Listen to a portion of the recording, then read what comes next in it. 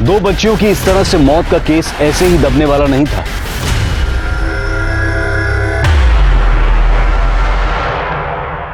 नमस्कार, आदाब। Crime petrol सतर्क में मैं अनूप सोनी आप सबका स्वागत करता हूं। यह कहानी दो बहनों की है जिनकी महज 3 महीने के अंदर एक ही घर में एक ही पंखे से लटक कर मौत हो गई। आखिर ऐसा क्या हो गया था कि एक ही घर की दो बच्चियों को इतनी कम उम्र में अपनी जान गंवानी पड़ी।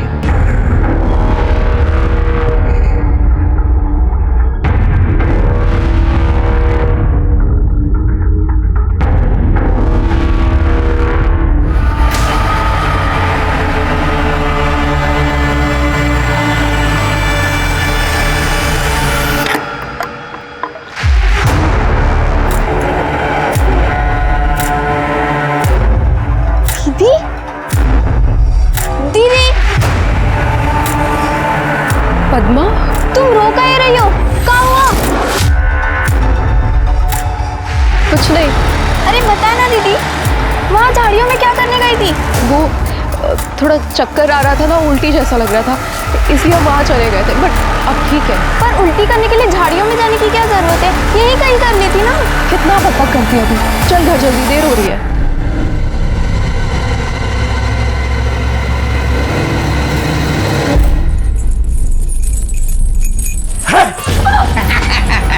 क्या है रे? मैंने ना मीना के साथ में पकड़ा पकड़ी खेल ली। चल निकल यहाँ से। हट मीना, आजा। समझ नहीं आ रहा है? जा। आज कितना अच्छा लग रहा है ना दीदी। क्यों, क्या हुआ? सब्जी अच्छी है? नहीं दीदी, आज घर में शराब की बदबू ही नहीं है।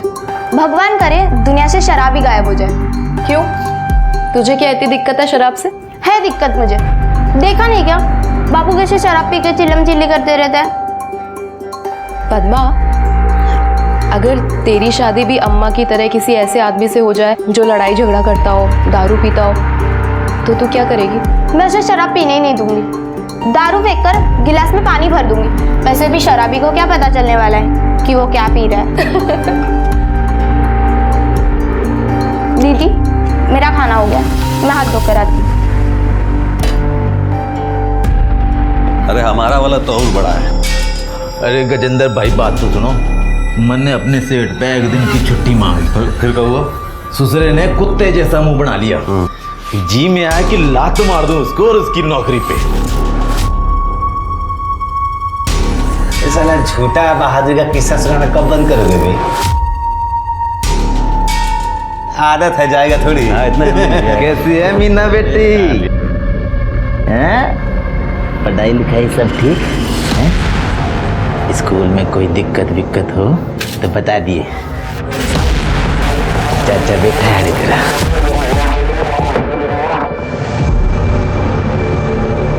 ए सुनील बाबू, चाचा भतीजे का लाड दुलार हो गया। हाथ उगले 100 उठा लो। अब तू क्या कर रही है? जाके चखना ले। आइए नीचे बैठते हैं। आराम से अपना पकड़ो जरा।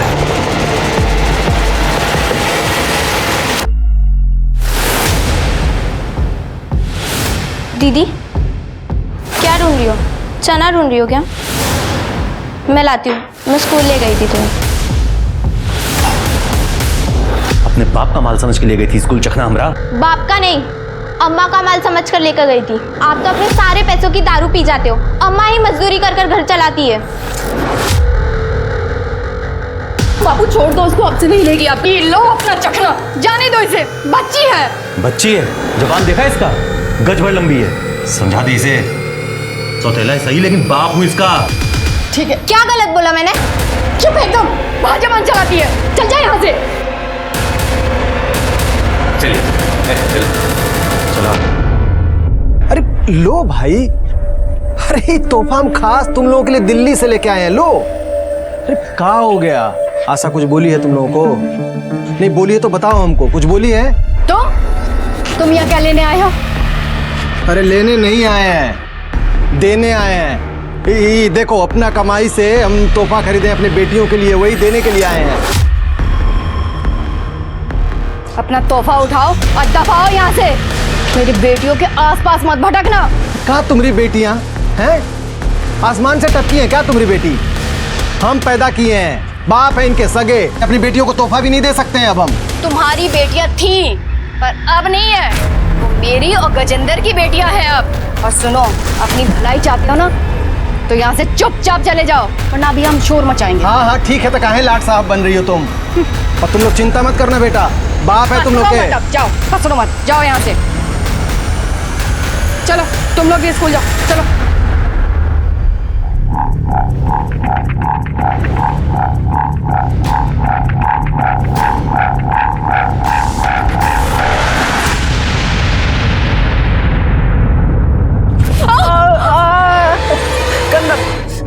अच्छा मीना बनने से चुरी थी ना, अब मैं भी चूंगा। बचाओ! चिल्ला क्यों रही है? बचाओ! लड़की को छोड़ दे रहा। चलना मी, चलना। छोड़ दे, आजा। हाथ छोड़ मेरा। छोड़। अरे अंकल, क्या हो गया अंकल? बावड़ा साला लड़का। क्या हो भाई गया? साहब, अरे क्या करने लाग रहे हो भाई क्या साहब? हो अरे गया? बावड़ा है, दिमाग क्या हो ठीक ना है गया? इसका।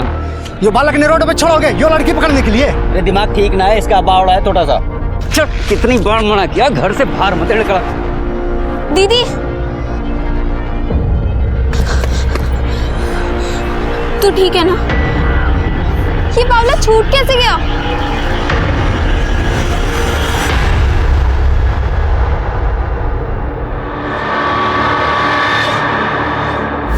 बाबा आपकी भाई, ओ बाबा पीछे देख रहा था मैं। अरे भाई सुनील, ठीक समझ आया, हमारे आने का पता क्यों ना चला तन्ने? अरे कौन है भाई ये?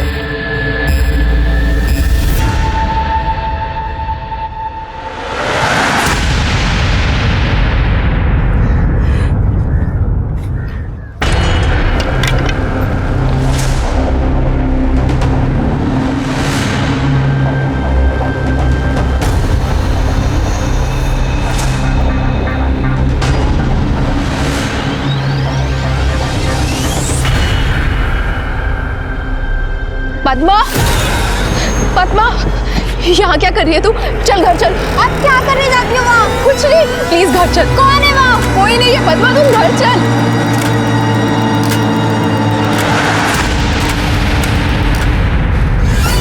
दीदी तू बताए काहे नहीं रही है? झाड़ियों के पीछे है क्या? तू वहाँ क्या करने जाती है? डरती क्यों है उस रास्ते से? तू चुप हो जा, ऐसा कुछ नहीं है। झूठ मत बोलियो, मुझे पता है तेरे साथ कुछ गलत हो रहा है। कैसे बताऊँ तुझे? तू नहीं समझेगी, बहुत छोटी है तू। छोटी नहीं हूँ मैं, सब समझ आता है। देख, या तो तू अम्मा को बता दे या फिर मैं बता दूंगी। कैसे बताऊँ अम्मा को? कोई फायदा है? तूने देखा है ना अम्मा हमारे साथ कैसे रहती है। अगर हम उनको बता भी देंगे ना तो भी वो विश्वास नहीं करेंगी। अरे 6 बज गए और अब तो अम्मा आती होगी और आते ही मुझे डांट पड़ जाएगी। अभी तक मैंने सब्जी भी नहीं बनाई। ये ले झोला और जा जल्दी से कद्दू लेके आ। हाँ, और ये ले पैसे। जा जा, जल्दी जा जा।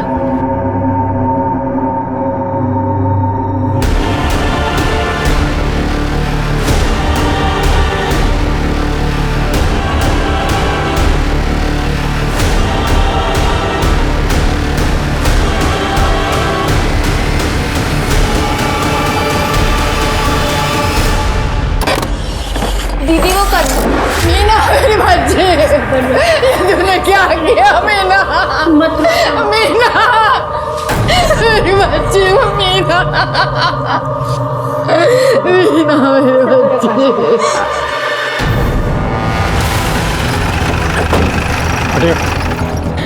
मीना, ये तूने क्या कर? साइड में जा। अरे भाई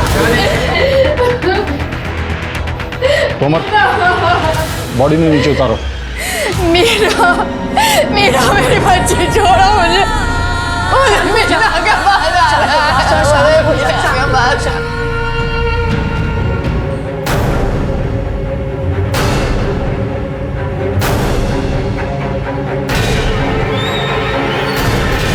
दीदी ने मुझे सब्जी लाने के लिए मार्केट भेज दिया था, पर जब मैं आई दीदी पंखे से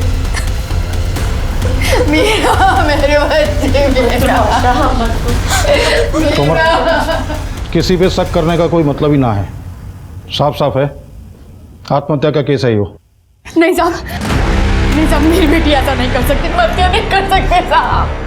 नहीं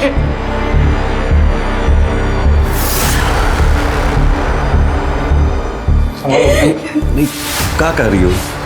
सही तो कहने दरोगा जी। मीना ऐसा नहीं कर सकती, मीना ऐसा नहीं कर आत्महत्या का ही केस है। नहीं, मीना ऐसा नहीं कर सकती। सर हमने पूरा का पूरा घर चेक कर लिया, लेकिन कहीं कोई सुसाइड नोट जैसी चीज़ नहीं मिल रही, और ना ही कोई क्लू है, ना कोई एविडेंस है सर। ठीक सर, बॉडी ने पोस्टमार्टम के लिए भेजो। सर जी, मीना की पीएम रिपोर्ट आ गई है। रिपोर्ट के हिसाब से उसकी मौत 25 तारीख को शाम को 5:30 से 7 के बीच फांसी लगाने से और गले की हड्डी टूटने की वजह से हुई है। देखा, मैंने कहा था ना ये केस आत्महत्या का है। सर रिपोर्ट में एक और बात सामने आई है, मरने से पहले उसके साथ रेप हुआ है। उसकी बॉडी से सीमन के सैंपल मिले? नहीं सर, ऐसा लगता है रेपिस्ट ने कॉन्डोम यूज किया है, इसलिए कोई सैंपल नहीं मिला। अरे गई भैंस पानी में, अब लागेगी बत्ती। यो ले, शुरुआत भी होगी। जी सर, ये भी आए सर, इन्वेस्टिगेशन चल रही है। वैसे केस तो सुसाइड का ही है जी। झूठ मत बोल, मन्ने पता है कि पीएम रिपोर्ट में क्या आया है, इसलिए मकारी दिखानी छोड़ और क्या करना है ये सोच, और जल्दी सोच, नहीं तो वो एनजीओ वाले हैं ना, तुम्हारे और मेरे दोनों के घर के बाहर ना धरना दे देंगे, मिट्टी पलीद हो जाएगी। यो तो मैं भी जानूँ सर, पर बेरा ही नहीं पाट रहा, के करूँ के ना करूँ, कोई उपाय नहीं सूझ रहा है। रिश्वत दे के भर्ती हुआ है, के दिमाग है नहीं और पीआई बना बैठा है। अरे किसी ऐसे आदमी को उठा जो अपना बचाव भी ना कर सके, और जनता जनार्दन जो है ये एक्सेप्ट भी कर लेवे कि बलात्कार उसी ने करा होगा। समझ में आया या और डिटेल में समझाऊं? घना चोखा आइडिया दिया सर आपने, और मेरे दौरे एक बंदा ऐसा भी है जो बोलेगा तो बहुत कुछ, और कोई कुछ समझ नहीं पाएगा। देख बापू, ये अंकल कितने अच्छे हैं, खोल रहे हैं उन्हें। साहब एक बार मेरी बात तो सुन लो, गलत फहमी हो गई कुछ ना कुछ। साहब इसने कुछ ना किया, बालक है। मैं नहीं जाऊंगा इनकी, पप्पू मुझे बचा ले। पप्पू गलत कर रहे हो साहब आप। अच्छा अरे साहब मेरी बात तो सुनो एक बार, ये सब मामले हो गए साहब, आपको गलत फहमी हुई है साहब। साहब मेरी बात सुन लो साहब, कुछ ना किया मेरे साहब, मेरी बात सुन लो।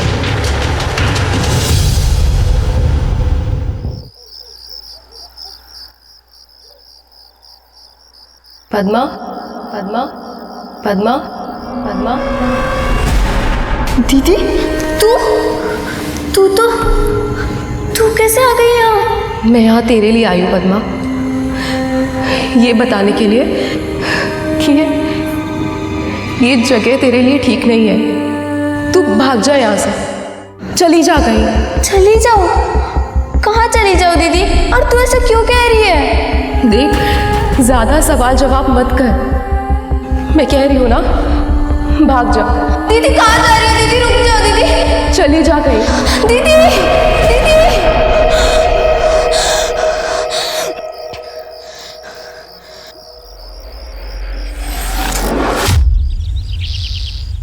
सर एक बुरी खबर है। क्या हो गया? उमेश की मेडिकल रिपोर्ट के हिसाब से उमेश नपुंसक है, इरेक्टाइल डिसफंक्शन है। मैंने ना मीना के साथ में पकड़ा पकड़ी खेलनी है, मतलब वो रेप कर ही नहीं सकता। तुम्हारे जय हिंद सर। जय हिंद। सर जी, हमने वो मीना के घर के आस पड़ोस में पूछताछ की, तो पता चला कि उसकी छोटी बहन पद्मा है, बहुत होशियार बच्ची है, और उसके फादर से उसकी बिल्कुल बनती नहीं है। उससे पूछताछ करते हैं, शायद उसको कुछ पता हो, कोई आइडिया मिले। सिर्फ अम्मा की वजह से मैं गजेंद्र पापू को बापू बुलाती थी, वरना वो मुझे बिल्कुल पसंद नहीं। मैं तो उनसे कभी बात भी ना करूं। क्यों? ऐसा क्या कर दिया गजेंद्र बापू ने? वो और उनके दोस्त राधेश्याम अंकल और सुनील अंकल रोज हमारे घर पर आके दारू पीते थे। और तो और एक रात मैंने देखा कि बापू दीदी के साथ।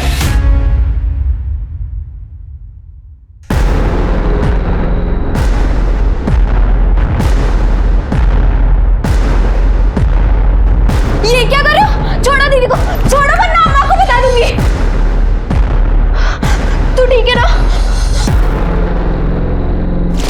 के रास्ते में जो झाड़ी पड़ती है ना, वहाँ से जाते हुए भी दीदी बहुत डरती थी।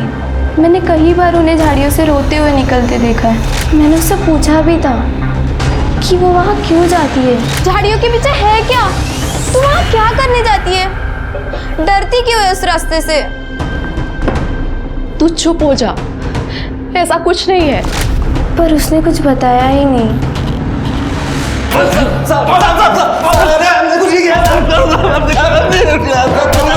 तोमर, रोक ले। रोने धोने से कोई फायदा ना होने वाला है, लेकिन कबूल कर लेगा ना तो फायदे में रहेगा। और मैंने सब बेरा से तेरे खर्चे, तेरे चर्चे, तेरे किस्से कहानी सब जानूँ मैं। और ये भी जानता हूँ कि तैने ही वो छोरी मीना का रेप किया है। इसकी वजह से शर्म के मारे आत्महत्या कर ली उसने। मेरा सौतेले ही सही, हम बाप तो है ना उसके साथ, सगी बेटी से ज्यादा प्यार करते हैं दोनों। फिर पद्मा ने जो देखा था वो क्या था? साहब वो ये बात सच है कि अब वो रात ज्यादा पी लिए रहे। फिर जब घर आए तो मीना आशा की चादर में सो रही थी। हमको समझ में नहीं आया, हम तो सोचे कि आशा है, लेकिन जब पद्मा ने चिल्लाया तो हमको मालूम चल गया था कि मीना है। बहुत शर्म आ रही थी साहब, मेरे आदमी ने जानबूझ के कुछ नहीं किया, वो दारू के नशे में उसे हो गया था। मुझे उसने सब कुछ सच सच बताया। साहब 5 साल हो गए हमारी शादी को। उसने गलत तरीके से छूना तो दूर की बात है, उसने इधर से देखा भी नहीं होगा कभी बच्चियों को। साहब माँ हूँ मैं उनकी, ऐसा कुछ होता तो क्या मैं बर्दाश्त करती? ठीक है, गजेंद्र ने ना किया तो फिर किसने किया? क्योंकि मीना का बलात्कार तो हुआ है। मैं कैसे बता सकती हूँ साहब किसने किया? हाँ बस इतना ज़रूर बता सकती हूँ कि जो कोई भी है इंसान का बच्चा नहीं है साहब। मेरी बच्ची के साथ इतना गंदा काम किया। ठीक है, जाओ। कितने गिरे हुए आदमी हो तुम? तेरे को शर्म नहीं आती इतनी गंदी हरकत करते हुए? इसमें बेशर्मी की क्या बात है आशा? बोलो, हमारी मीना को तो तुम लोग खा गए, अब क्या चाहते हो? पद्मा को भी हमसे छीनना चाहती हो? चुप एकदम। अम्मा, झगड़ा मत करो, हमें जाना है। नहीं, इससे डरने की कोई जरूरत नहीं, हम है ना तेरे पास। हम डर नहीं रहे, हमें खुद जाना है। पद्मा चलो। बेटा देखा, ये है हमारी बेटी जो हमारा दर्द समझती है। तू चिंता मत कर बेटा, हम तुम्हारा पूरा ख्याल रखेंगे, हैं?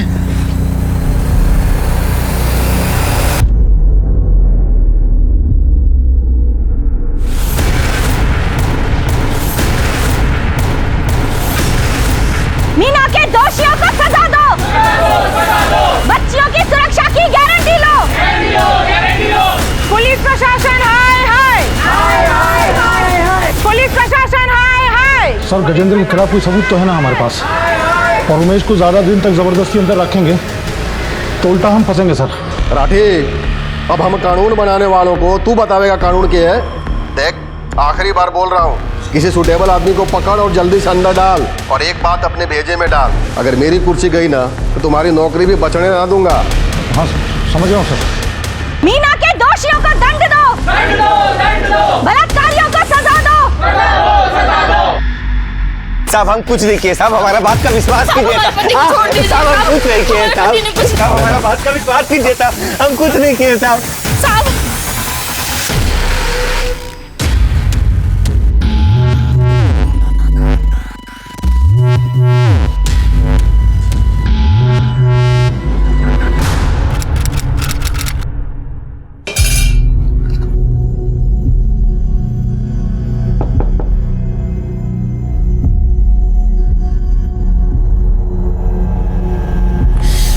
पद्मा, मेरा बच्चा, तू आ गई बच्ची, मेरी बच्ची। अपनी माँ को छोड़ के वापस तो नहीं जाएगी ना फिर से? मैं पानी लेके आती हूँ। बेल मिल गई है, केस भी 2-4 हेयरिंग में खत्म हो जाएगा। धन्यवाद साहब।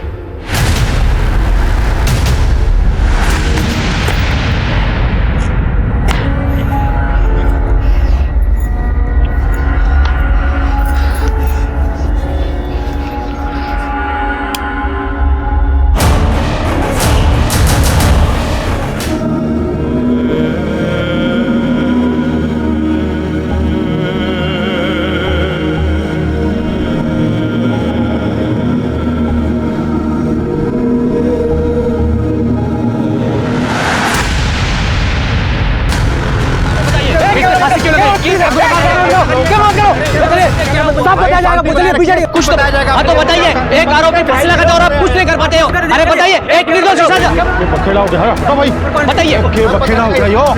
सर बताइए। क्या ये राधे श्याम के निर्दोष होने का सबूत था, या फिर वो क्राइम करने के बाद सिर्फ अपनी जिल्लत भरी जिंदगी से मुक्त होना चाहता था? पर उससे भी बड़ा सवाल यह था कि पद्मा ने आत्महत्या क्यों की। 2 बच्चियों की इस तरह से मौत का केस ऐसे ही दबने वाला नहीं था, इसलिए हायर अथॉरिटीज ने एक SIT का गठन किया इस केस को सॉल्व करने के लिए।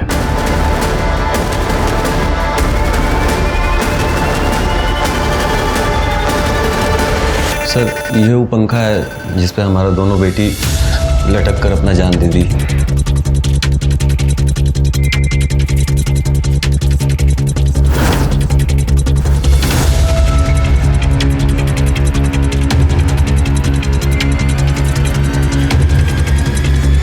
वो स्टूल कहाँ है जिस पर चढ़कर दोनों बच्चियों ने फांसी लगाई थी खुद को? जरा नापो, उसकी हाइट कितनी है? Sir 1 foot 8 inch.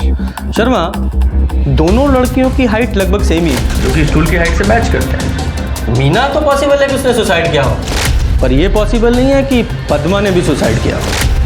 सर ये आप कैसे कह सकते हैं? अब देखो, पुलिस को जब पद्मा की बॉडी पंखे से लटकी मिली तो उसके पैर जमीन से 2.5 फुट ऊपर थे।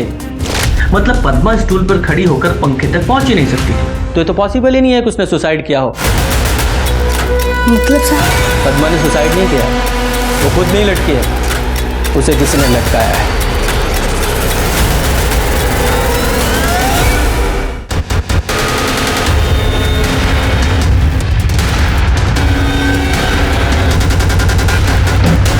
अरे तोमर, खड़े हो जा।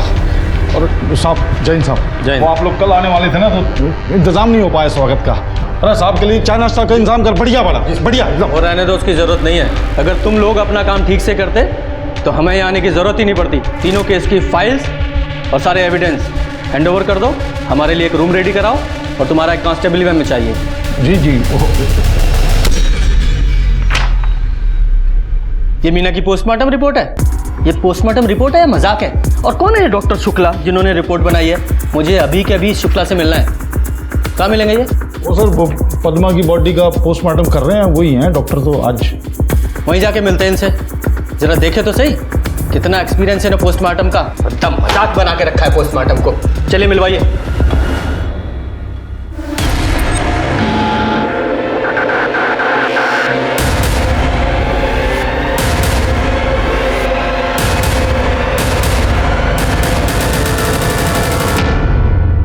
सर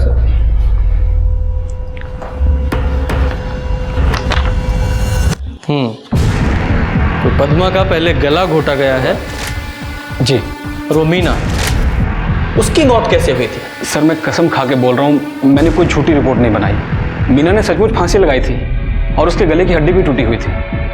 ठीक है, मान लेते हैं आपकी बात, लेकिन आपने अपनी रिपोर्ट में ये लिखा है कि मीना सेक्सुअली एक्टिव थी, और साथ ही आप ही ने उस रिपोर्ट में ये लिखा है कि मरने से पहले उसके साथ रेप हुआ था और उसका हाइमन ब्रेक हुआ था, मीन्स वो वर्जिन थी।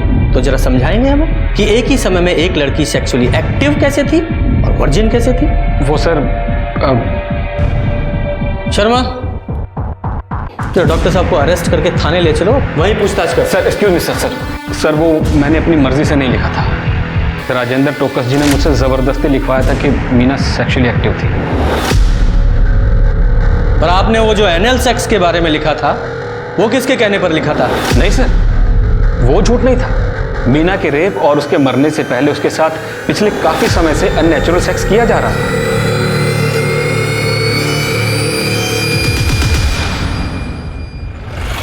ये राजेंद्र ने मीना की पोस्टमार्टम रिपोर्ट में ये झूठ क्यों लिखवाया कि वो सेक्सुअली एक्टिव थी? इसका मोटिव क्या हो सकता है? ये डॉक्टर शुक्ला ने मीना की पोस्टमार्टम रिपोर्ट में ये लिखा था कि उसके साथ एनल सेक्स, बड़ा अननेचुरल सेक्स हो रहा था, जिसे वो बेचारी झेल भी रही थी। लेकिन उसकी मौत से ठीक पहले उसके साथ रेप हुआ था। सर पर मेरे ये समझ में नहीं आया कि पद्मा का मर्डर, पोस्टमार्टम रिपोर्ट के हिसाब से पद्मा का तो रेप भी नहीं हुआ था। फिर कौन और क्यों पद्मा को मारेगा, और मारा इस तरह कि सबको ये लगे कि पद्मा ने सुसाइड किया? शायद इसका रीजन कुछ और हो। शायद उसे पता हो कि मीना के साथ रेप किसने किया है और इसीलिए उसे मार दिया गया। और ये तो क्लियर है कि वो रेप राधेश्याम ने तो नहीं किया, क्योंकि रेप के झूठे इल्जाम और बेइज्जती की वजह से उसने सुसाइड किया। सर अगर ऐसा है तो उसके जिसने भी मीना का रेप किया उसने पद्मा को इतने दिन बाद क्यों मारा? उसे ये डर नहीं था कि अगर पद्मा ने पुलिस को बता दिया वो जेल जाएगा? शर्मा, तुम शायद भूल रहे हो कि मीना की मौत के तुरंत बाद पद्मा अपने असली बाप कैलाश के साथ दूसरे शहर चली गई थी। तभी उस रेपिस्ट को लगा वो सेफ है, लेकिन जब वो वापस आई 2 तारीख को, उसके बाद अगले ही दिन 3 तारीख को उसका मर्डर हो गया। इसका मतलब ये है कि कल्प्रिट यही कोई लोकल है, सोना का।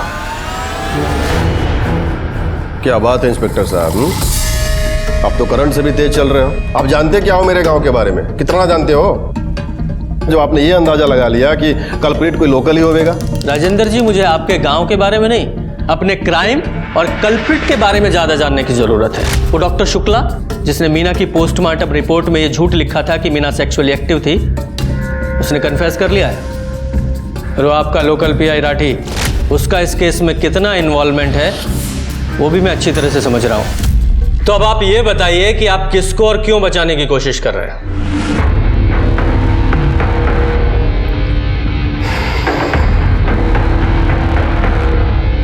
ऐसा है इंस्पेक्टर साहब कि मैं किसी को बचाने की कोशिश ना कर रहा, बल्कि मैं तो ये चाह रहा हूँ कि इस इलाके में जो क्राइम बढ़ता जा रहा है उसे रोका कैसे जाए, उस पर काबू कैसे पाया जाए ताकि माहौल जो है वो बिगड़ने ना पाए।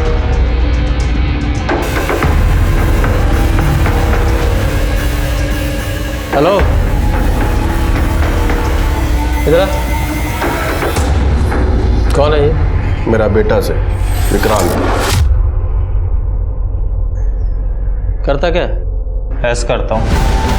तो दिक्कत है? नहीं, ऐश अगर इलीगल नहीं है तो कोई दिक्कत नहीं है, वरना दिक्कत ही दिक्कत है। जब दिक्कत होगी तब देखी जाएगी। चलो चल। ऐश। शर्मा, ये मीना और पद्मा और साथ में इस विक्रांत की भी, मुझे जानना है ये कौन सी और कैसी ऐश करता है।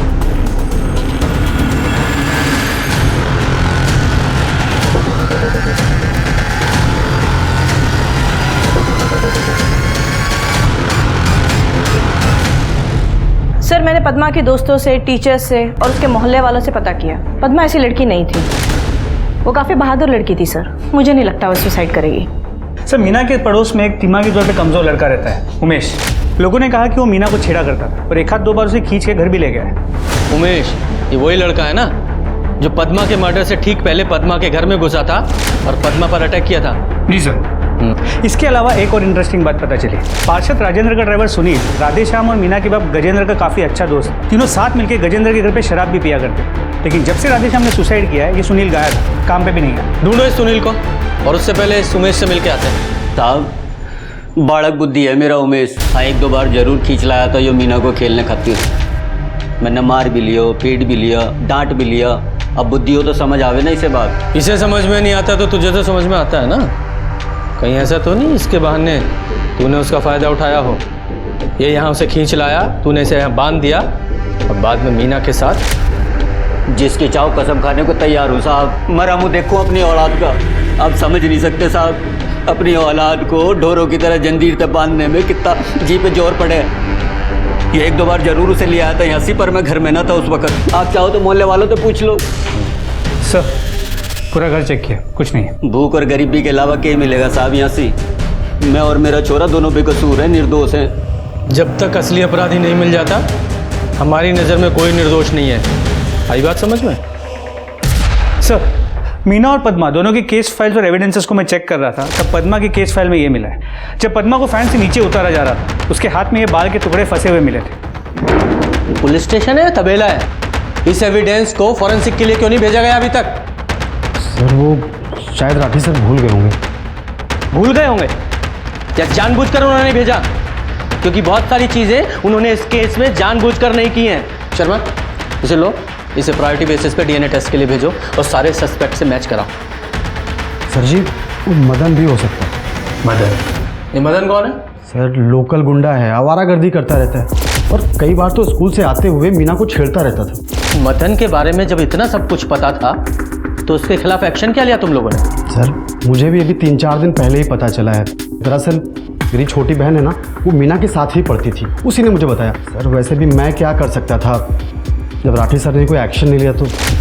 मतलब? सर पद्मा ने राठी सर को बताया था कि मदन मीना को छेड़ता रहता है, और स्कूल से आते वक्त रास्ते में जो झाड़ी पड़ती है ना, वहाँ से गुजरते वक्त मीना बहुत डरती थी, और कई बार सर पद्मा ने मीना को उस झाड़ी से रोते हुए निकलते देखा था सर। तुम लोग जाओ उस एरिया को चेक करो और वहाँ का डम डाटा निकलवाओ, सारे सस्पेक्ट से मैच करके देखो किसी की लोकेशन मैच होती है क्या।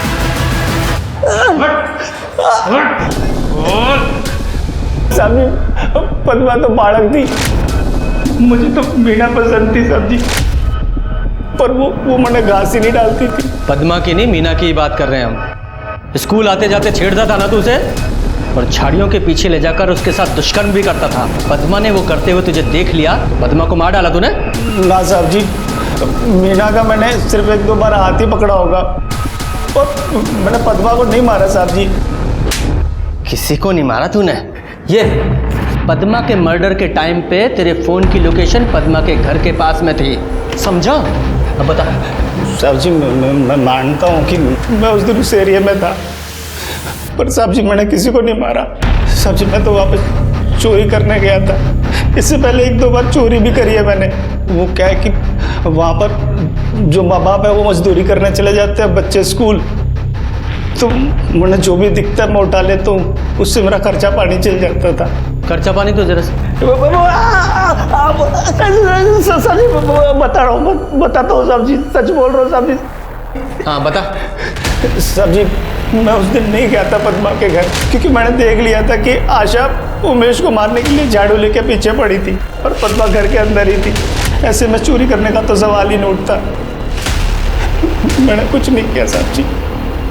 शर्मा, पद्मा के हाथ में जो बाल मिले उसका डीएनए इसके डीएनए से मैच कराओ जरा। सर जिस दिन मीना ने सुसाइड किया उस दिन विक्रांत की मोबाइल की लोकेशन पूरे आधे घंटे के लिए मीना के घर के आसपास की है, ठीक उसी वक्त जब पद्मा मार्केट गई थी सब्जी लाने। तो ये विक्रांत इसी को ऐश बता रहा था, और उसका बाप पोस्टमार्टम रिपोर्ट में ये झूठ लिखवाकर कि मीना सेक्सुअली एक्टिव थी अपने बेटे को बचाने की कोशिश कर रहा था। सर विक्रांत का ड्राइवर सुनील रंका अपने मामा के घर पे छुप कर बैठा था। जैसे पुलिस टीम पहुंची भागने की कोशिश कर रहा था, पर हमारी टीम ने दबोच लिया उसे। सर पहले इस ड्राइवर को तोड़ते हैं, फिर इसके मालिक को। अरे मैंने कुछ नहीं किया साहब जी, कुछ नहीं किया साहब जी। मैं चुप के को नहीं बैठा था, मामा की तबीयत खराब थी तो मिलने गया था। अच्छा मामा के यहाँ गया था? शर्मा इसकी तुड़ाई करो। नहीं तेरे मामा को देखने आना पड़ेगा ना तुझे, एहसान भी उतर जाएगा। बता रहे हो। शुरू से बोल एक बात। एक बात बता रहे हो साहब जी। हम गजेंद्र के घर दारू पीने जाया करे थे, मीना जज की थी, मैंने नजर ना हटती थी साहब जी उस पे थे। साहब एक दिन हम दारू पीने लाग रहे थे। 4 बार बोले रहे साहब और चारों बार बोले उधर जाओगे तो कुतुआ काटेगा। मैंने देखी कि मीना नहाने जा रही है, तो मैं बहाना बाढ़ के वहां से निकल गया और चुपके से मीना की नहाते हुए की वीडियो बना ली। दोस्त की छोरी थी साहब जी, कर तो कुछ सके न थे, तो वीडियो देख के मन बहलाया करता था। एक दिन जब वीडियो देख रहा था तो विक्रांत ने आके वीडियो देखते हुए मैंने पकड़ लिया और उसने भी वो वीडियो देख ली। अरे कौन है भाई ये? साहब जी मैं तो वीडियो देख के ही खुश था, पर विक्रांत को तो मीना को देख के बुरी तरह माच गई थी। बड़े बाप की औलाद साहब, सुनने को तैयार को नहीं। नजर रखनी शुरू कर दी उसके घर पे। ये तो पता ही था साहब की स्कूल से लौटने के बाद में दोनों छोरी घर पे अकेली हो गई। फिर उस दिन हमने देखा साहब जी पद्मा थैला लेके बाहर जा रही थी, तो हमें मौका मिल गया और हम घुस गए घर पे।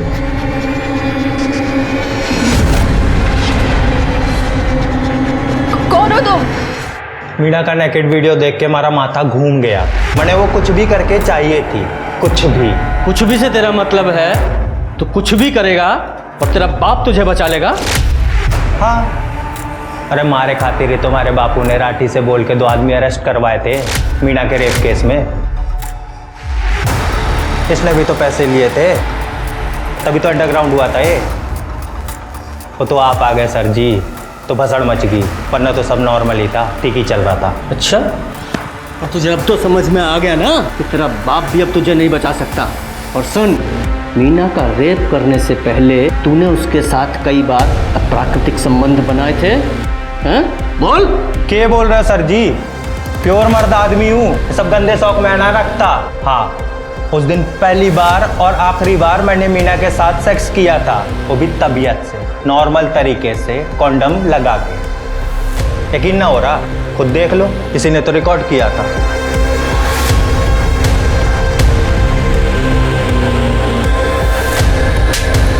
एसआईटी ने एक बड़ी गुत्थी सुलझा ली थी। मीना का बलात्कार करने वाले विक्रांत पांडे को अरेस्ट कर लिया गया था। राजन पांडे और अजीत राठी को केस को कवर अप करने और राधे श्याम के अबेटमेंट ऑफ सुसाइड के जुर्म में गिरफ्तार किया गया है। सुनील रंका भी मीना के अश्लील वीडियो बनाने के लिए और क्राइम में मदद करने के लिए अरेस्ट हुआ। अजीत राठी पर इंक्वायरी बिठाई गई है, पर मीना की मौत ने और कई क्राइम्स को एसआईटी के सामने ला दिया था। एसआईटी को अब यह पता करना था कि रेप से पहले मीना को कौन सेक्सुअली अब्यूज करता था और पद्मा का मर्डर किसने किया था और क्यों। जिस समय पद्मा का मर्डर हुआ, ये सुनील अपने मामा के यहाँ गया हुआ था दूसरे गांव में, और ये विक्रांत ये दिल्ली गया हुआ था, ये कंफर्म हो चुका है। और ये आशा और ये दीपक ये दोनों तो पुलिस स्टेशन में ही थे, और ये उमेश ये अपने घर पे चेन से बंधा हुआ था, और ये गजेंद्र ये कंस्ट्रक्शन साइट पर था। तो पद्मा को मार कौन सकता है? सर, हो सकता है इनमें से किसी ने किया हो या करवाया हो जानबूझकर, और फिर अपनी लोकेशन चेंज कर दी। वैसे भी आजकल लोगों को पता ही है, पुलिस सबसे पहले चेक करती है तो सिर्फ लोकेशन ही चेक करती है। सर, ठीक है सर, पद्मा के हाथ में मिले बाल का डीएनए गजेंद्र, आशा, सुनील, विक्रांत या मदन इनमें से किसी के भी डीएनए के साथ मैच नहीं करता, लेकिन इतना कंफर्म हुआ है कि ये बाल किसी आदमी का है। लेकिन ये आदमी है कौन? सर, मैंने डम डेटा चेक किया। पद्मा की मौत के वक्त मदन के अलावा वहाँ पर एक और आदमी मौजूद था। कौन है वो? तेरे मोबाइल का इंटरनेट यूजेज चेक किया हमने, बहुत चाइल्ड पॉर्न देखता है तू, बच्चों के गंदे वीडियो। हाँ साहब, मोबाइल में फ्री में मिलता है तो हम ही थोड़े देखते हैं, सभी लोग देखता है। लेकिन पद्मा की डेड बॉडी के हाथ में जो बाल मिले हैं वो सभी के नहीं, वो तेरे हैं। और पद्मा के मर्डर के टाइम पे तेरी मोबाइल लोकेशन पद्मा के घर पे ही है। और तो और वो मीना स्कूल के रास्ते में जिस झाड़ी को पार करते हुए डरती थी, वहाँ भी तेरी मोबाइल लोकेशन ट्रेस हुई है। तू ही था जो उसके साथ उन झाड़ियों में कुकर्म करता था। वो मदन से नहीं, तुझसे डरती थी, अपने सगे बाप से। साहब बोल। साहब, हमारी बात बताते हैं। दरअसल साहब, वो बच्चा वाला सब फोरन वीडियो देख देख के ना दिमाग खराब हो गया था साहब। क्या करते, कोई तो चाहिए था ना हमको, तो हमको मीना का याद आया। वैसे भी वो हमारी बेटी थी नहीं साहब, वो मीना और पद्मा वो असवा का कोनो चक्कर था, उससे पैदा हुई थी। यही सोच के हम उसको रास्ते में रोकना शुरू किया साहब, और पहली बार उसको झाड़ी में लेके गए। मीना, आप यहाँ क्या कर रहे हैं? तुम्हारे लिए ही आए हैं। तुम्हारे लिए एक तोहफा लेके आए थे, वो वही देना था। आओ ना, आओ देखो। तोहफा? हाँ, आओ ना, दिखाते हैं। नहीं, हमें नहीं चाहिए तोहफा। फिर तो ऐसे समझ लीजिए साहब कि हमको एक तरह से उसका लत लग गया था, उसके बिना मन ही नहीं लगता था। तो फिर हमारा ध्यान वो पद्मा पर गया। हमने वो राठी साहब को बोल के आशा पर दबाव बनवाया और ज़बरदस्ती पद्मा को अपने घर लेके गए। और फिर इंसान नहीं है तू, जानवर है, जानवर। बल्कि जानवर भी नहीं है, वो भी अपने बच्चों पे तरस खाते हैं, लेकिन तू आगे बोल। क्या बोले साहब, वो तो कुछ कर ही नहीं सकती थी ना, तो क्या करते उसके साथ। 12 साल का बच्ची थी, कुछ समझती ही नहीं थी, तो उसके साथ हमने खाली मौखिक संभोग किया, वही करवाते थे उससे। तो एक दिन हमको बिना बताए वो घर से भाग गई, तो हम डर गए साहब कि अगर वो जाके अश्वा को बता देगी तो उसका पति तो हमको जान से मार देता था। यही पता करने के लिए हम आशा के घर गए और देखे कि वो बावला उमेश का रिपोर्ट लिखवाने के लिए पुलिस स्टेशन जा रही थी आशा। तो हम घर में घुस गए और फिर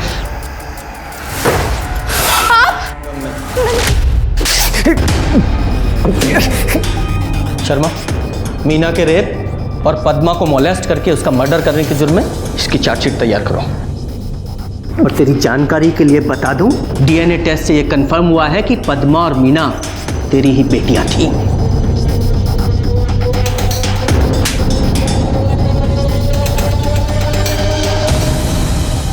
मीना ने आत्महत्या भले ही अपने रेप के बाद की थी, जो कि विक्रांत ने किया था, लेकिन मीना का हौसला तो अपने पिता कैलाश के हाथों ही टूटना शुरू हो गया था। रेप तो मीना की गरिमा और उसके मासूम जिस्म पर आखिरी वार था और उसकी हिम्मत जवाब दे गई। लेकिन मीना की मौत से कैलाश को कोई फर्क नहीं पड़ा। उसे 2 दिन नहीं लगे पद्मा को अपना शिकार बनाते। मीना और पद्मा की कहानी जानने के बाद यही निष्कर्ष निकलता है कि कई बार आप अपने अपनों पर भी आंख मूंद कर भरोसा नहीं कर सकते। ऐसे केसेस में कभी कभी लगता है कि आखिर क्या गलत किया इन मासूमों ने। जान देना कभी भी किसी समस्या का समाधान नहीं हो सकता, लेकिन समाधान ढूंढना बच्चों की जिम्मेदारी नहीं है, बल्कि हमारी जिम्मेदारी है। देखते हैं हमारे आज के एपिसोड की दूसरी कहानी। भैया एक कड़क चाय, मैं भी आता हूँ। ठीक है।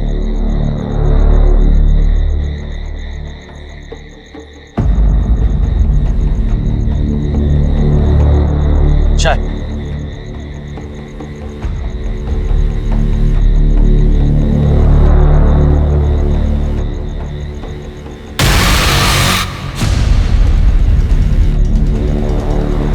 दादा 2 मिनट पहले मैंने यहाँ बाइक खड़ी कर दी, कहाँ गई?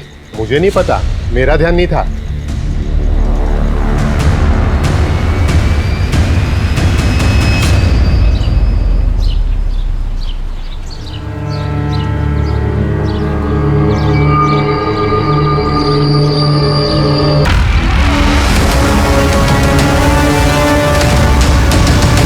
इंसान कभी कभी कुछ भयानक चीजें इतनी आसानी से कर बैठता है कि मानो उसे इस बात का अंदाजा ही ना हो कि इसका अंजाम उसे ही भुगतना पड़ेगा। अनीता के घर एक एक्सीडेंट हुआ, जहां उसका पति अपनी ही गलती की वजह से मौत के घाट उतर गया। एक तरफ यह हादसा हुआ और वहीं दूसरी तरफ एक दिल दहला देने वाली घटना, जहां 2 लाशें तो मिली, लेकिन उनके सर बड़ी बेरहमी से काट दिए गए थे। ऐसे ही दिल दहला देने वाले और दिमाग को उलझा देने वाले क्राइम पेट्रोल सतर्क के आज के केस में मैं अनूप सोनी आपका स्वागत करता हूं।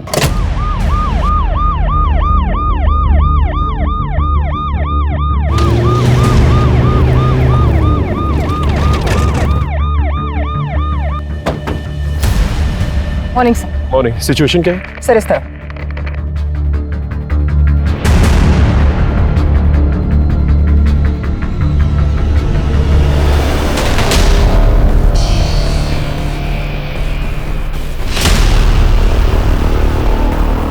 कुछ आइडेंटिफिकेशन मिली? किसकी बॉडीज है? सर हम पता करने की कोशिश कर रहे हैं। कंप्लेंट किसने की? जी हमने तो बस इतना ही देखा था, तो घबरा के हमने अपने पति को बताया तो उन्होंने आप लोग को बुला लिया। और किसी को भी आते जाते नहीं देखा? जी नहीं। ये जगह किसकी है? ये वो सनी सिंह साहब की। ठीक है, आप जा सकते। यादव, इस सनी सिंह के बारे में पता करो और इन बॉडीज के कटे हुए सरों को जल्द से जल्द ढूंढो। इस पूरे एरिया को छान मारो, देखो कुछ और मिलता है कि नहीं। जी सर। सर किसी ने 2 बहनों की मिसिंग कंप्लेंट लिखवाई है।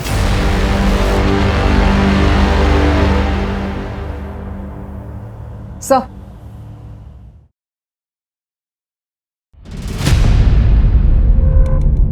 बैठिए।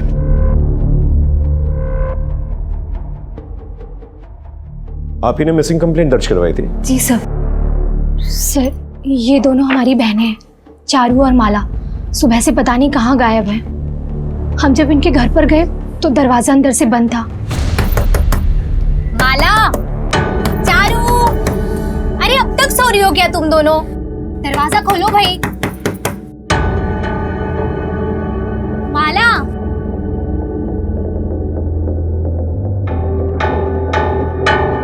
चारू।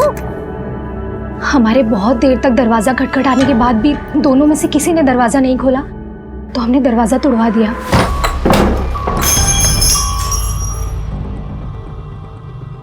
चारू, माला, चारू, माला,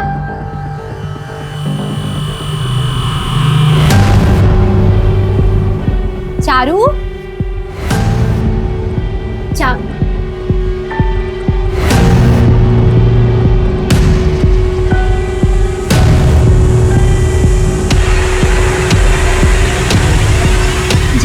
अंदर गए तो अंदर कोई भी नहीं था।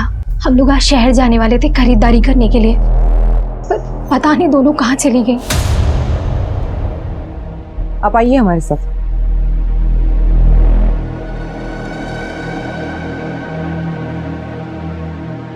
नीलू जी, हमें ये 2 बॉडीज मिली हैं जिनके सर नहीं है।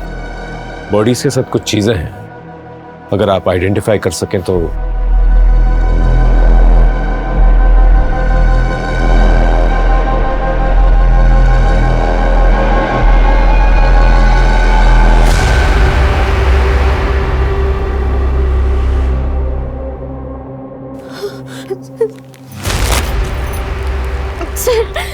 सर ये तो मेरी बहनों के।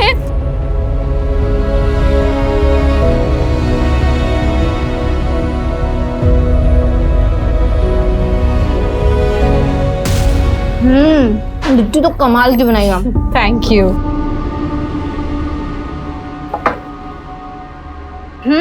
आ गई मैडम, ये लो अब फटाफट से नाश्ता कर लो, फिर मुझे घर के लिए भी निकलना है। ये लो। अब देखो महारानी के नखरे कैसे शुरू होंगे।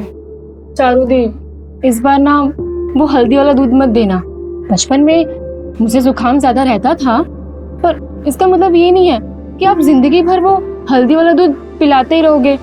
अच्छा, तो मैडम क्या पियेंगी आप? शहर में मिलता है ना चॉकलेट, क्या बोलते हैं उसको? Hot chocolate. अच्छा, हॉट चॉकलेट। तुझे बड़ा पता है हॉट चॉकलेट के बारे में? किसके साथ पीने गई थी? किसी के भी साथ नहीं। और क्या आप लोग किसी के साथ जाओगे तब मालूम पड़ेगा। ऐसा ना कुछ नहीं होता है। याद रखना, वकीलों से ज्यादा देर तक सच छुप नहीं सकता।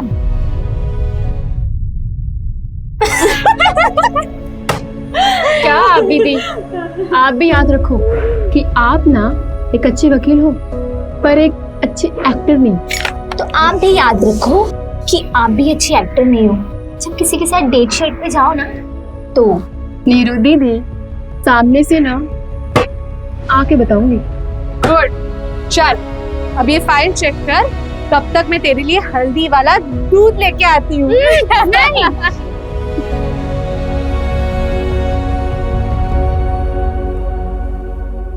हमें माला और चारू के घर की तलाशी लेनी होगी।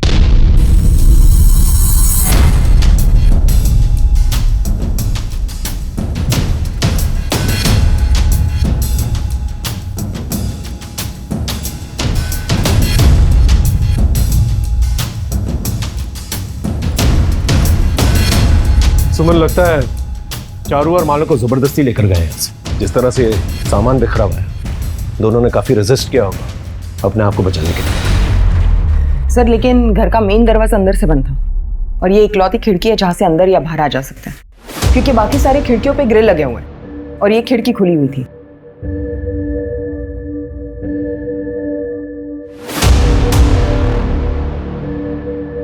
फुटमार्क्स।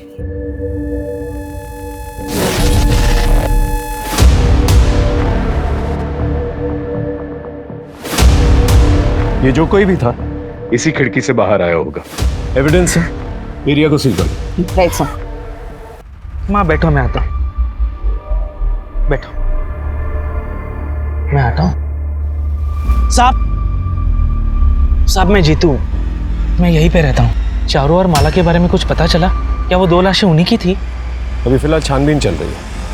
तो जानते हो इनके बारे में?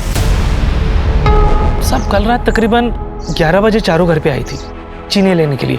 उसने कहा कि उसे देर रात तक काम करते हुए चाय पीने की आदत है। तब तो सब कुछ नॉर्मल था सर, और आज सुबह अचानक से ये सब कुछ हो गया, पता ही नहीं चला। कभी कुछ अजीब देखा या सुना हो? नहीं साहब, ऐसा कुछ नहीं। ठीक है।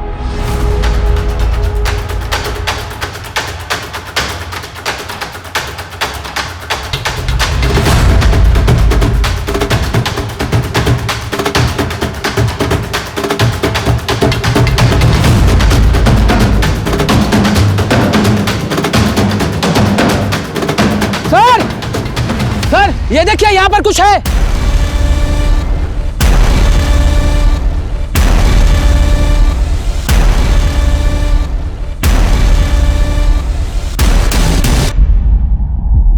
आपकी बाइक की कोई ऐसी निशानी जिससे उसे पहचाना जा सके? क्योंकि चोरी करने वाले सबसे पहले नंबर प्लेट चेंज करते हैं। जी मेरी बाइक के पीछे साइड में थोड़ा सा डेंट और आगे खोपड़ी का स्टिकर लगा हुआ है। आप घर जाइए, बाइक के बारे में कुछ भी पता चलता है तो हम आपको इन्फॉर्म करें।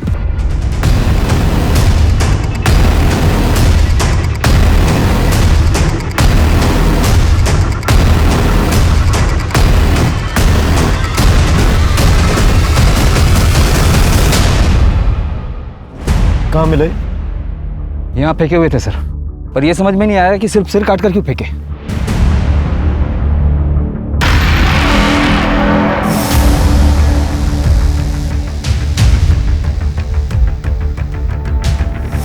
यादव,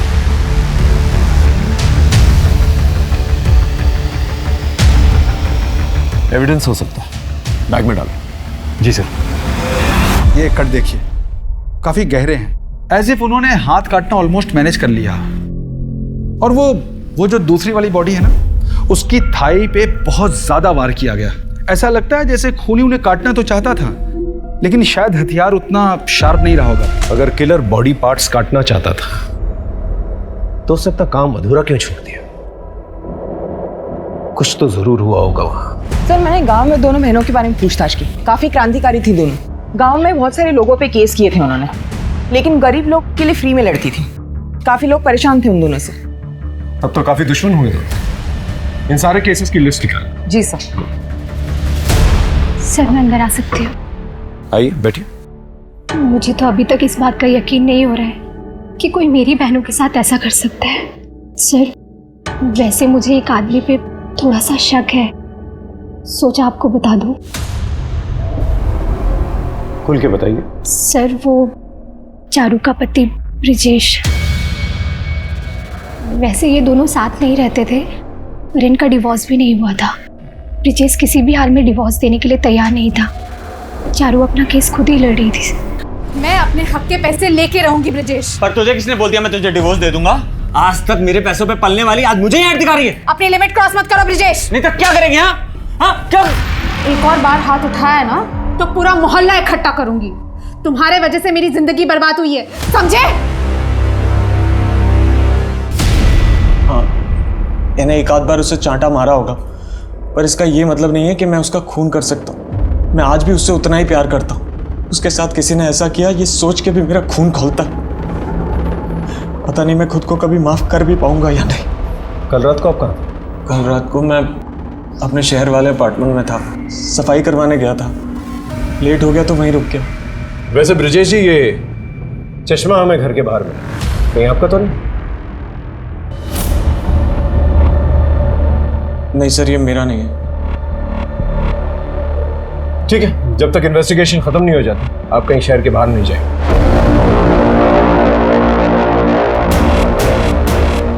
ये ब्रिजेश मुझे कुछ गड़बड़ लगा, इसका स्टेटमेंट वेरीफाई करा। जी सर, मैं इसकी पर्सनल हिस्ट्री निकलवाता हूँ।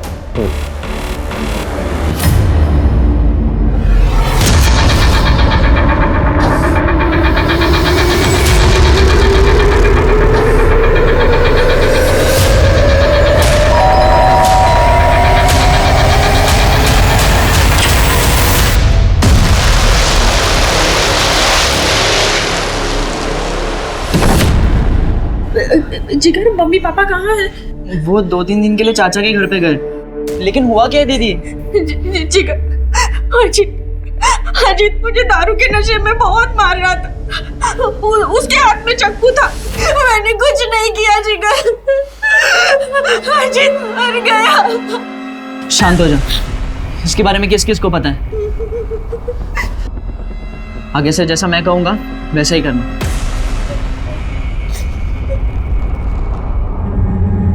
एक तरफ अनीता थी जिससे गलती से अपने पति अजीत की हत्या हो गई, और दूसरी तरफ पुलिस एक ऐसा केस सॉल्व कर रही थी जिसमें किसी भी जगह से, कहीं से भी उन्हें उम्मीद की कोई किरण नजर नहीं आ रही थी। चारू और माला दोनों वकील थी, और वकीलों के तो अक्सर कई दुश्मन होते हैं। ऐसे में पुलिस उनके कातिल तक पहुंचे भी तो कैसे?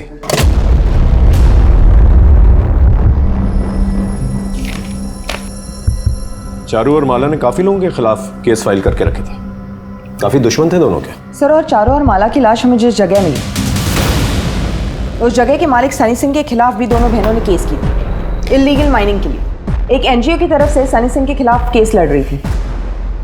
उठा के लेके आओ सनी सिंह को।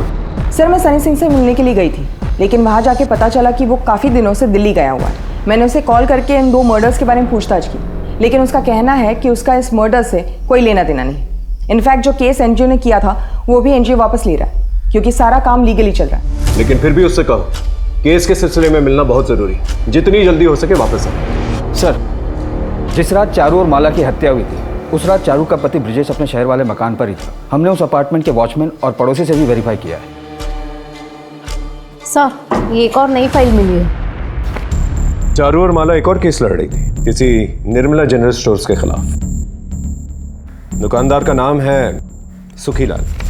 किसी दीनू नाम के आदमी के लिए केस लड़ रही थी। एक काम कर, चारू और माला जिन जिन लोगों के खिलाफ केस लड़ रही थी उनकी एक लिस्ट बनाओ, एक एक करके सबसे मिलते हैं। शुरुआत इस निर्मला जनरल स्टोर से करते हैं। दीनू को फोन करके कहो कि दुकान के पास आकर मिले। जी सर। जी साहब, हमने सुखीलाल पे केस किया था और साहब इसी वजह से एक दिन चारू दीदी, माला दीदी और सुखीलाल के बीच में काफी नोकझोंक भी हो गई थी। आप ऐसे कैसे सरकारी राशन ऊंचे दाम में बेच सकते हैं? राशन ब्लैक करना जुर्म है, आपको पता है ना? ऐसे में तो गरीब इंसान भूखा ही मरेगा ना। मेरी दुकान, मेरा सामान, मैं सामान ब्लैक में बेचूं या व्हाइट में? सेटलमेंट करो और खत्म करो इसे। सेटलमेंट करने से तुम्हारी नीयत नहीं बदलेगी। इस बार तैयार रहना इस केस को हारने के लिए। अरे इससे घटिया आदमी हम आज तक नहीं देखे। चुप कर, तो समझा? लेडीज है इसलिए कुछ नहीं बोल रहा, वरना तुझे तो मैं अपनी भाषा में समझाता। धमकी किसको दे रहे हैं आप? अब तो आप देखिए सुखीलाल जी, अब तो ना आपको दिन में तारे दिखा के छोड़ेंगे हम। पर मेहरबानी करके आप हमारा नाम मत लेना साहब, वरना ये सुखीलाल पता नहीं हमारा क्या असर करेगा। तुम घबराओ मत, जा सकते हो। जी साहब। साहब, मैं छोटा मोटा घपला कर सकता हूँ धंधे में, लेकिन किसी का खून नहीं। हाँ, वो उस दिन कोर्ट के बाहर हमारा झगड़ा जरूर हुआ था, वो बात ही नहीं मान रहे थे। छोटी मोटी नोकझोंक तो लगी रहती है, उतनी सी बात के लिए किसी का खून, उनके जाने का दुख तो हमें भी है साहब। ठीक है, दोबारा जरूरत पड़ेगी तो पुलिस स्टेशन बुलाएंगे। जी, कभी भी बुलाइए। थोड़े चने मिल सकता है?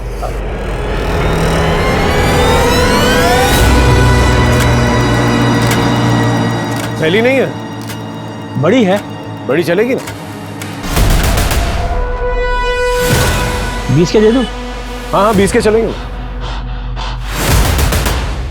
ये लीजिए। शुक्रिया।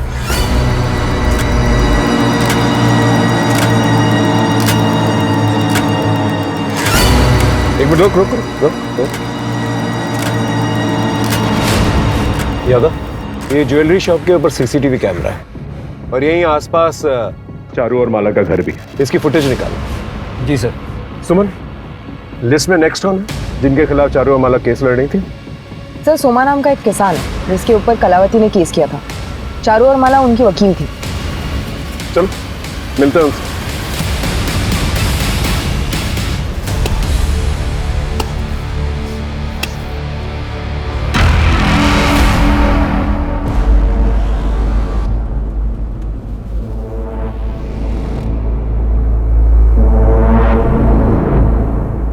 सोमा। जी साहब, क्या हुआ? फोन हुआ चारू और माला का। जानते थे उन्हें? कल रात कहाँ थे? साहब, मैं झूठ नहीं बोलूँगा, कल रात मैं गया था उनसे मिलने। डिटेल में बताओ। मैं इतना अमीर किसान नहीं हूँ चारू बहन कि किसी वकील पे खर्चा कर सकूँ, और इस बार तो फसल भी कम हुई है। किसी तरह ये केस बंद हो जाए, ऐसा कुछ कर दीजिए। मैं आपके आगे हाथ जोड़ता हूँ। तुमने कलावती यादव के खेत में 20 मीटर अंदर तक कब्जा किया हुआ है। क्या तुम ये जानते हो कि वो तुमसे भी ज्यादा गरीब किसान है? तुम्हारी इस ज्यादागिरी की वजह से उसे कितना नुकसान हुआ है, तुम्हें कुछ एहसास भी है इस चीज का? अगर इतनी चिंता है तो जमीन वापस लौटा दूं, क्योंकि ये केस तो हम जीत के रहेंगे।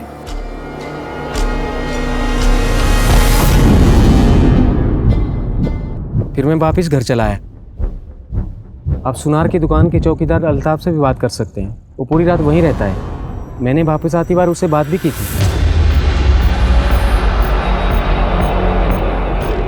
सर, मैंने ज्वेलरी स्टोर के गार्ड अल्ताफ से बात की। उसने बताया कि रात को तकरीबन 10:15 बजे उसने सोमा को जाते हुए देखा था और करीब 10:30 बजे वापस आते हुए भी देखा था।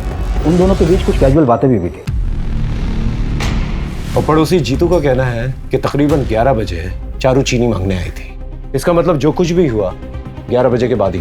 सर, डिटेल पोस्टमार्टम रिपोर्ट आने में थोड़ा वक्त लगेगा, लेकिन इनिशियल रिपोर्ट के मुताबिक चारू और माला की हत्या 11 से 12 के बीच में हुई थी।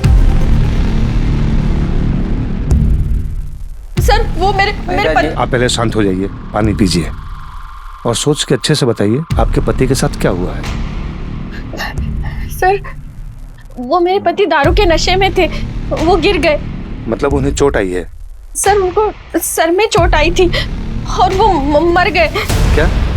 सर, मेरे पति को मेरे भाई जिगर ने मार डाला।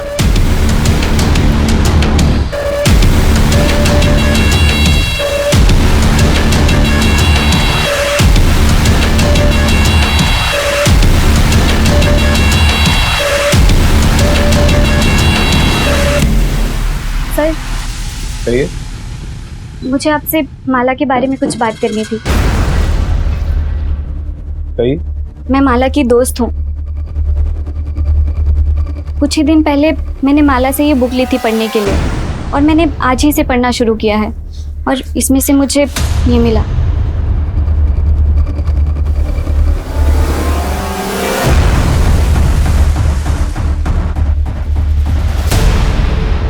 इसकी शर्ट पे किसी कंपनी का लोगो है, पता करो कौन सी कंपनी। सर, माला मेरी बहुत ही अच्छी दोस्त थी, लेकिन उसने मुझे कभी भी इस लड़के के बारे में नहीं बताया। इस इंफॉर्मेशन के लिए शुक्रिया, थैंक यू सो मच।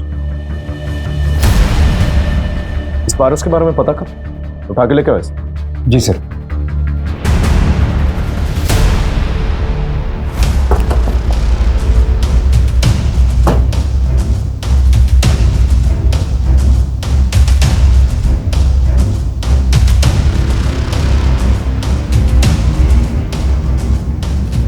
थाने चलेगा या यहीं पूछताछ करूं?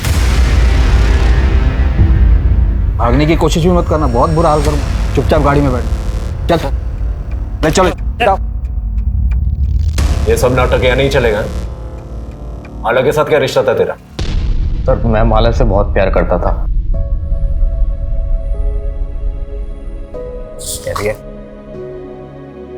सुनो ना पारस, हम कब तक ऐसे मिलते रहेंगे? हमारे पापा और मेरी बहन से डर डर के। बस तू हाँ कर दे माला, फिर तेरे पापा और मेरी बहन दोनों से डरना बंद।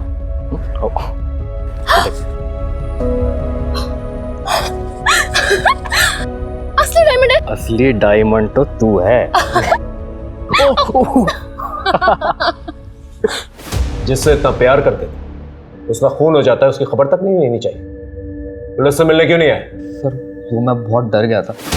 वैसे भी मैं और माला छुप छुप कर मिलते थे और चारू दीदी को भी हमारे बारे में कुछ नहीं पता था। डर क्यों गया था? खून तूने किया? नहीं सर, मैंने कुछ नहीं किया।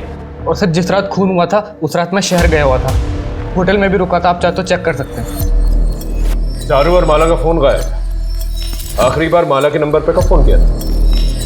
सर, दरअसल वो और मैं उसके एक दूसरे फ़ोन पर बात करते थे। वो एक सीक्रेट नंबर था और वो हमेशा अपने अलमारी के चोर खाने में उसे छुपा के रखती थी। हमेशा वही कॉल करती थी सर। चारू का घर चेक करो और सीक्रेट मोबाइल के बारे में पता करो। जी सर।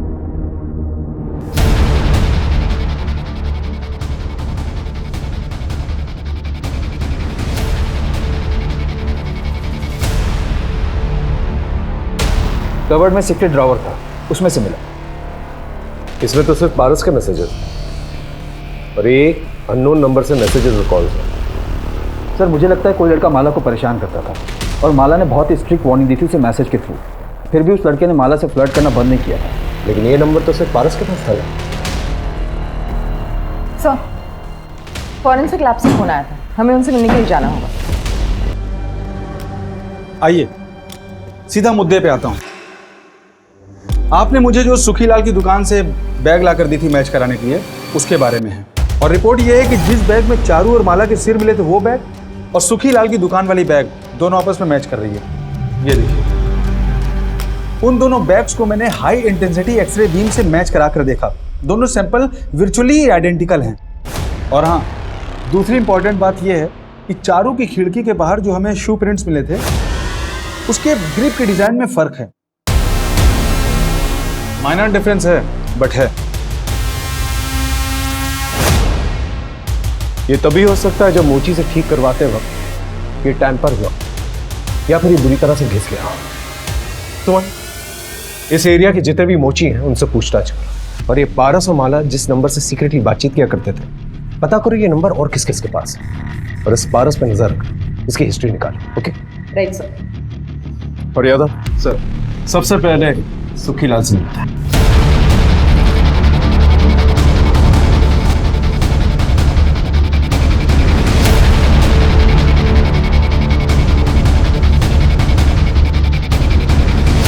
चेक करो।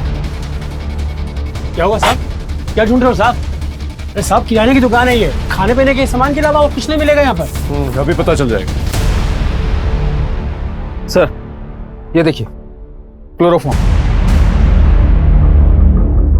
क्लोरोफॉर्म भी बेचते हैं। गाड़ी में बिठा उसे, लेके आ।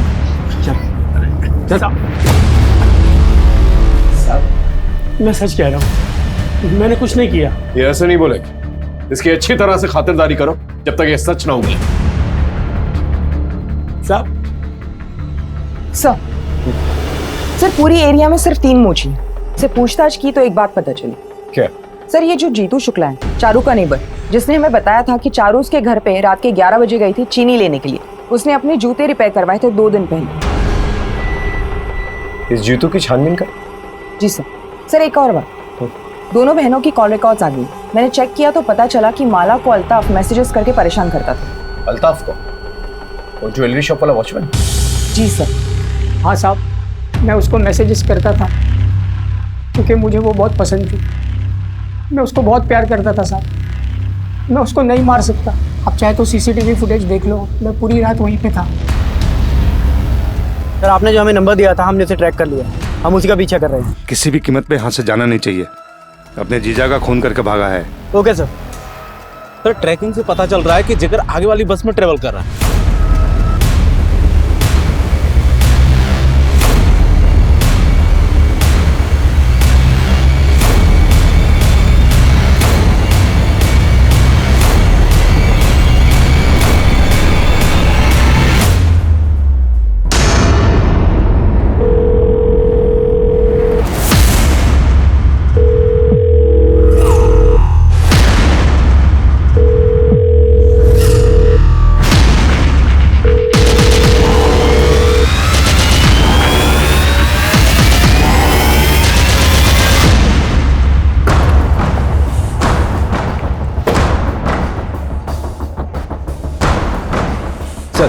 जीतू शुक्ला के पीछे मैंने एक इन्फॉर्मर लगा रखा था। उसने इन्फॉर्मेशन दी कि जीतू शुक्ला की एक एक्स वाइफ और एक बच्चा है। उसका बच्चा उसकी एक्स वाइफ की कस्टडी में और जीतू ने अपने एक्स वाइफ के खिलाफ कंप्लेन फाइल की ताकि वो अपने बच्चे की कस्टडी ले सके। लेकिन इस केस का हमारे केस से क्या लेना देना? सर मेरे इन्फॉर्मर ने जीतू के पड़ोसियों से बात की तो पता चला कि जीतू की वाइफ का केस चारू और माला लड़ रही थी और जीतू की वाइफ के घर चारू और माला का काफी आना जाना। तब तो उनसे मिलना पड़ेगा। चल।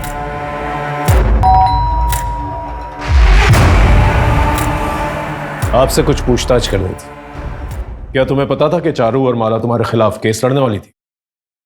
जी सब पता था। मेरा उनके साथ झगड़ा भी हुआ था। क्या करने आए हो तुम यहाँ? तुमसे मतलब है तुम अपनी बीवी को गलत सलत दवाइयाँ खिला के उसको बनाना चाहते हो ना? पर मैं ऐसा होने नहीं दूंगी। देखता हूँ मुझे कौन रोकता है। मैं अपने बेटे की कस्टडी लेके रहूंगा। मैं भी देखती हूँ तुम ये केस कैसे जीतते हो। चलो।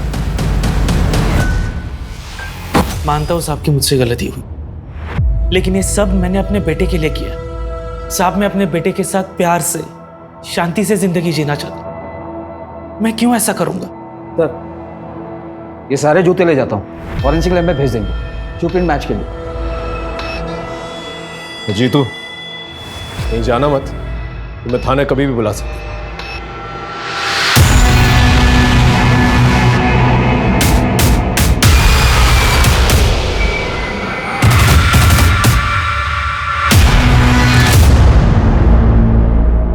लग तो सेम ही रहा है। यस सर, बिल्कुल सेम लग रहा है। और अगर जीतू को पूछेंगे तो बोलेगा उसकी नहीं है। मेरे पास एक टेक्निक है, इस चश्मे को ले जाकर जीतू को पहनाकर एक फोटो क्लिक करके ले आइए। हम टेस्ट करके पता लगाएंगे कि आंखों से चश्मे का डिस्टेंस दोनों फोटो में सेम है या अलग अलग है। और एक और बात, ऐसा लग रहा है कि ये चश्मे नंबर वाले हैं। पता लगाइए कि जीतू के चश्मे का नंबर है या नहीं, और अगर है तो कितना है।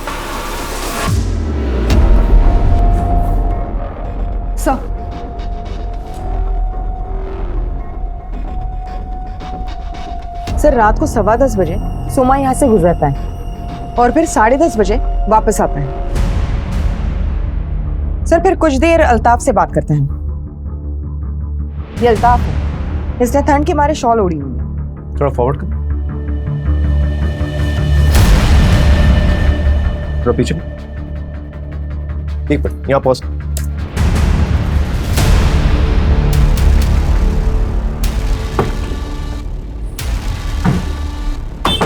और अल्ताफ, और ठंड है ना, शॉल पहनते हो, जूता नहीं? अब मेरे पास जूते नहीं है, मैं जूते नहीं पहनता। पक्का? मैंने कभी जूते पहने ही नहीं है। नहीं पहने? गाड़ी में बैठो। चल। साहब मैंने क्या किया साहब? तेरी सीसीटीवी फुटेज देख। अपनी जगह जिस इंसान को तूने बिठा के रखा था ना, उसने पूरी रात शॉल तो पहनी, साथ में उसने जूते भी पहने। चल उठ। कुछ तो खिचड़ी पकड़ी है लोगों ने। सर अगर अल्ताफ उस रात यहाँ नहीं था तो कोई और भी है जो हमसे झूठ बोल रहा है।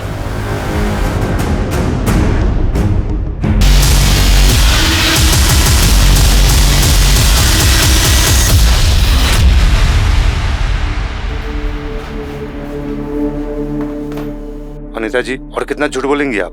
सर मैं कुछ समझी नहीं।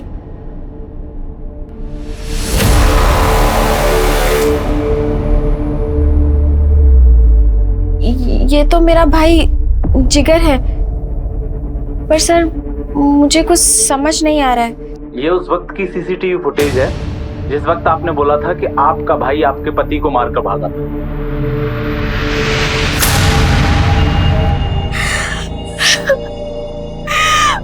मैं सब सच बताती हूँ सर, सच बताती हूँ।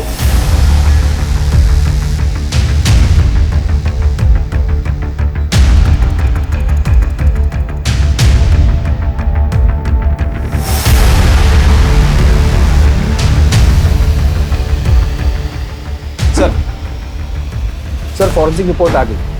जीतू की शू प्रिंट और चारू की खिड़की के नीचे मिला हुआ शू प्रिंट एक दूसरे से 80% मैच कर। और एक बात सर, जीतू के चश्मे वाले फोटो के जरिए इंटरपिपुलरी डिस्टेंस को मैच करके देखा और जीतू की आंखों के नंबर की इंफॉर्मेशन निकाली तो पता चला कि वो चश्मा जीतू के होने के पूरे चांसेस। उठा के लेके उस जीतू। साहब मैंने कुछ नहीं किया, मेरी बात तो सुनिए। साहब मैंने कुछ नहीं किया है, आप क्यों तमाशा मत कर जीतू, चुपचाप गाड़ी में बैठ जा। मैंने कुछ नहीं किया, आप ऐसे कैसे मुझे पकड़ के लेके जा सकते हो? हम बिना वजह कुछ नहीं करते, बिठाओ इसे। अरे सर मेरी बात तो।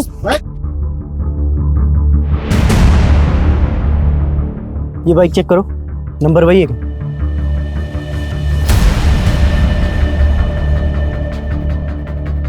सर ये तो वही गाड़ी है जो ढाबे से चोरी हुई थी।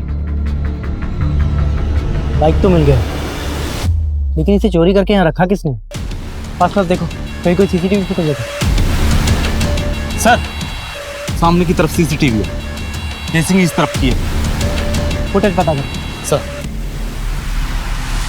पुलिस के शक के घेरे में तो कई लोग थे, लेकिन अब भी पुलिस के पास कोई सॉलिड एविडेंस नहीं थे। हो सकता है कि ब्रजेश झूठ बोल रहा हो या फिर पारस की कहानी झूठी हो सकता है कि वो लोग सच बोल रहे हैं और जीतू झूठ बोल रहा हो कि चारू रात को चीनी मांगने आई थी। इसमें सोमा के बचने के चांसेस भी बहुत हैं, क्योंकि किडनैपिंग के समय वो सीसीटीवी के पास से गुजरा था। इस माया जाल में फंसने से अपने आप को रोकना पुलिस के लिए काफी मुश्किल का काम हो जाता है। कुछ समझ में नहीं आ रहा है, कुछ तो मिसिंग है। इतने सारे अलग अलग एविडेंसेस हैं। इतने लोगों को रिमांड पर लिया पर समझ में नहीं आ रहा है कि खूनी कौन है। और एविडेंसेस भी ऐसे हैं जो ठोस जानकारी नहीं दे। अगर कातिल पकड़ा भी जाता है और हमारे पास उसके खिलाफ कोई सबूत नहीं हुआ तो इन एविडेंसेस की बिना पे वो छूट जाएगा, अनलेस वो खुद ही कबूल कर ले कि खून उसने किया। और सिर्फ इतने ही लोग नहीं, पारस और ब्रजेश भी शक के दायरे में आते हैं, क्योंकि ब्रजेश चारू और पारस माला का मिस्टीरियस रिलेशनशिप था। अंधेरे में तीर चला, लेकिन अगर निशाने पे लग गया ना तो कमाल हो जाए। क्या मतलब सर? शुरुआत से शुरू कर। जिस रात चारू और माला का मर्डर हुआ, उस रात हमारे एरिया में, हमारे आसपास के एरिया में कौन कौन से क्राइम हुए थे? हो सकता है कोई क्रॉस कनेक्शन लग जाए। फिर भी एक केस में एक मकान मालिक ने अपने किराएदार को घर से बाहर निकाल दिया था टर्म खत्म होने से पहले। दूसरे केस में हाईवे पर एक्सीडेंट हुआ था एक गोए आदमी का, कार ड्राइव करते हुए। तीसरे केस में एक महिला ने अपने ही भाई पर आरोप लगाया था कि उसके भाई ने उसके पति की हत्या की। और सर लास्ट में एक चाय के ढाबे पर कुछ ही मिनटों में एक आदमी की बाइक चोरी की थी। हाँ सर, ये लास्ट वाला क्राइम हमारे मर्डर साइट के नजदीक में हुआ था। इन सारे केसेस को दोबारा, खास करके ये लास्ट वाला केस, पता करो ये चोर कौन। वैसे तो 2 केसेस हमारे थाने के और बाकी के 2 पास के बिजौर गांव, जिसकी इंक्वायरी भी आई। पीआई चंदन सिंह और पीएसआई सतीश इस केस की इंक्वायरी कर। सर, पास के बिजौर गांव से सब इंस्पेक्टर सतीश दुबे आए हैं किसी केस के सिलसिले में। भेजो।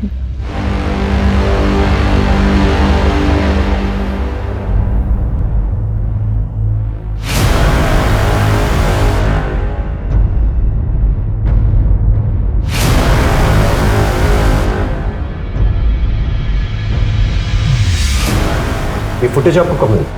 सर अभी थोड़ी देर पहले। इस दूसरी बाइक का नंबर पता करो और ये भी पता करो ये रहता कहाँ है। सर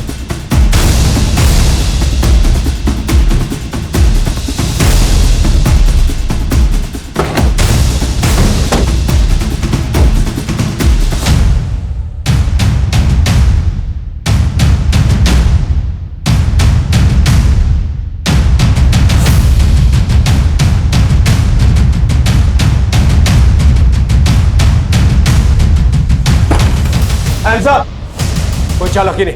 चलो दीवार की तरफ हो, दीवार की तरफ हो। सर ये तो वही लड़का है, जिगर। अंकिता के केस में हमें इसकी तलाश है। ये देख, यही है। जी सर। दोनों को थाने लेके चलो, अटकड़ी पर।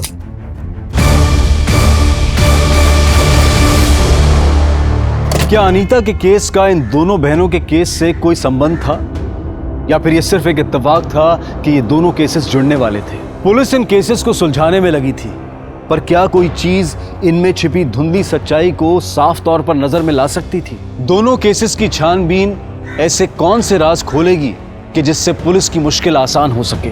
Thank you inspector. देखो, मैंने इंस्पेक्टर चंदन सिंह से बात की।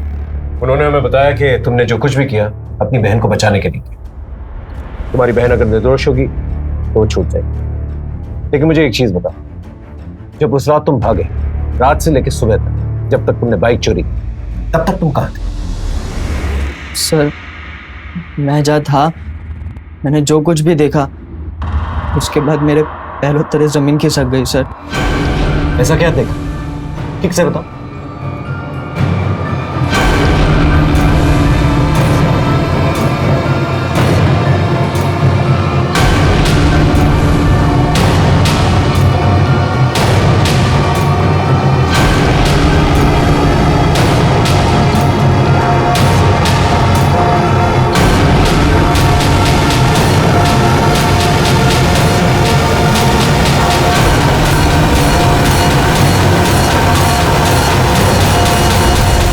किसने मारा दोनों लड़कियों?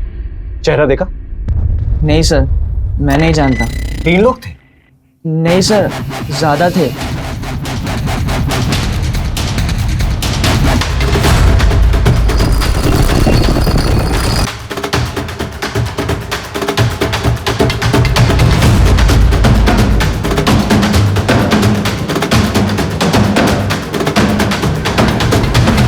और फिर थोड़ी दूर जाकर मैंने वो बाइक कहीं रास्ते में साइड में लगा दी और अपने दोस्त को फ़ोन कर कर बुलाया मुझे ले जाने के लिए। सर शायद एक और आदमी था।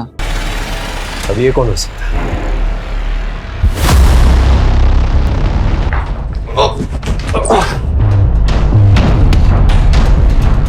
अब सच बताएगा?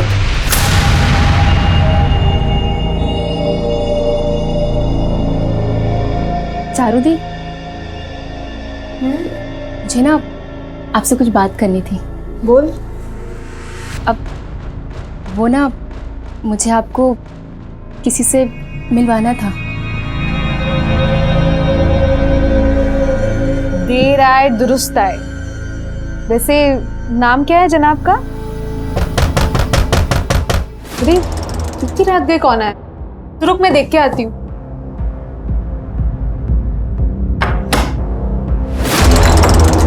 जीतू, तुम इतनी रात को यहाँ पे क्या कर रहे हो?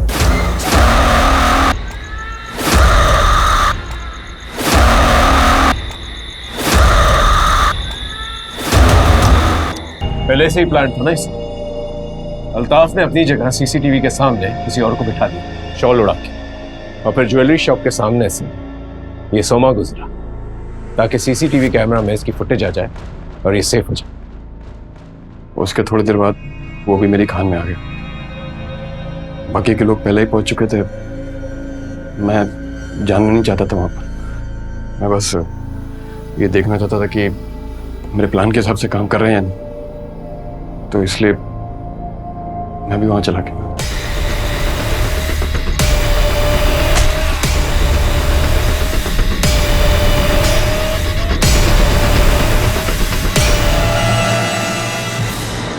मैं पूरी कोशिश करूंगा तुम लोगों को कड़ी से कड़ी सजा मिले।